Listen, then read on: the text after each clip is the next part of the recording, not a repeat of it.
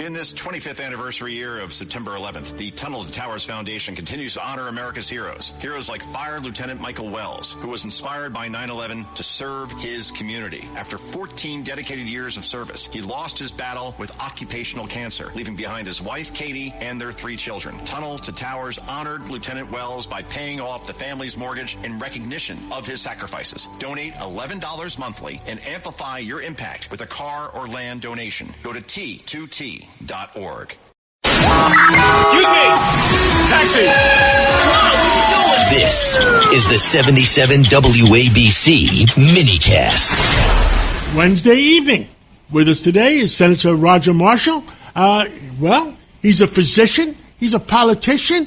Well, most of it, he's a great senator from the great state of Kansas, Middle America. There's a lot of common sense from Middle America. Tell us, what are your thoughts about the things that are going on, and where do you want to start this Wednesday evening? Hey, John, it's great to be with you. And I think you nailed it. Despite all the noise around the world and in Washington, D.C., what folks are concerned about back home is just the simple cost of living. Families are safe today. You know, thanks to secure borders, a lot of things that we've done to make families safer, they're really mostly concerned about the cost of living. And if I could just to say this is what it feels like to me, is that under Joe Biden we had 4 years of inflation, and that the cost of living, specifically the cost of housing, the cost of health care, child care, property insurance, they all went up 50%.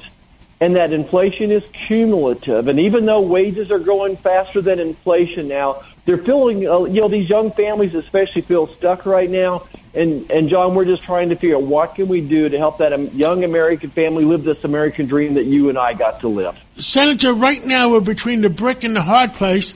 And when people complain to me about $100 price of oil, I said, why didn't you complain to President Biden when it was $100 a barrel for 4 years? Right now it's, for 6 weeks or 7 weeks.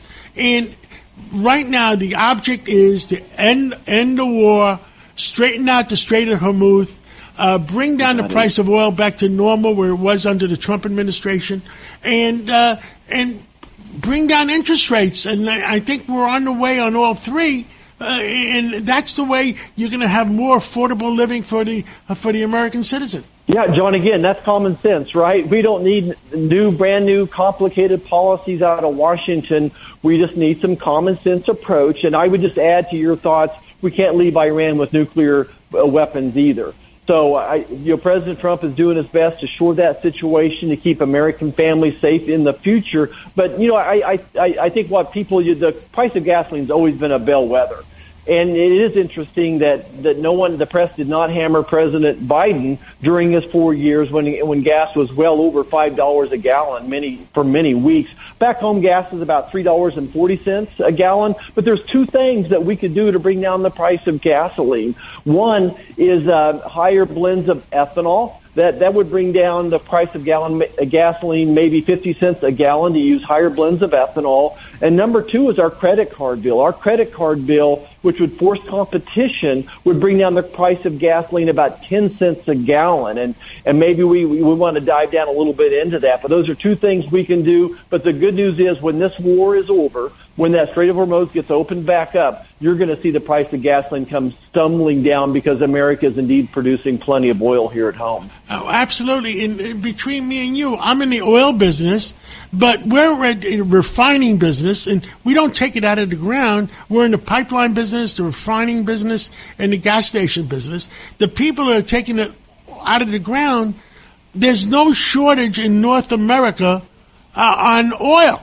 And I don't understand why the price went up to $100 because there is no shortage and there is no squeeze play in North America. Do you understand it at all? I don't, John. I mean, what they tell me is, oil is a world commodity, and it's based upon a world price. And you and I know that the price you're paying at the refinery is reflective of West Texas crude, and it's $10 less than the oil and salt. So there's a lot of mumbo jumbo out there, but it's interesting to me is that the natural gas price has not spiked at home the way the price of gasoline has spiked, and it's also a world commodity. I don't have an answer for you. Well, I can see what's happening because the North American oil companies are doing favors for us in Venezuela, trying to bring Venezuela back to the reality. And but there should be a bigger difference on the downside, not on the upside. And now, you know what I want to talk to you about this Sunday? Let's talk again this Sunday. You're a physician. The pharmaceutical industry. It looks like they are caving, and now that could be an interesting discussion. Absolutely. Can't wait to talk about the price of prescription drugs and some things going on in that industry. I'll look forward to it, John. Senator Roger Marshall from Middle America, Kansas, thank you for coming on this Wednesday evening, and I'll talk to you again on Sunday.